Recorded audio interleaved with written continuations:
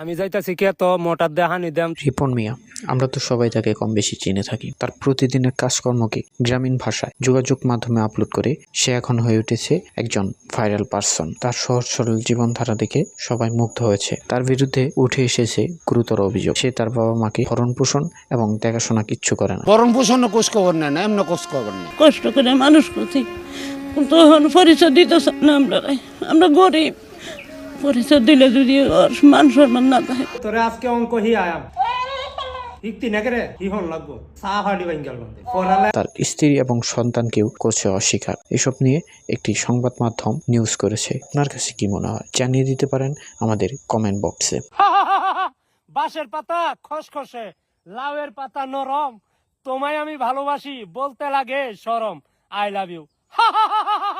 এটা সকালবেলা কিদা লাগিয়েছে তো একটা হোটেলে আয়া হামাইলে পরে ওয়ার্ডার দিলাম, মানে নিজের হুর বাড়ি তো তাই যত্ন করে না, যে যত্নটা করতেছে আদর যত্ন করে খাওয়াইতেছে।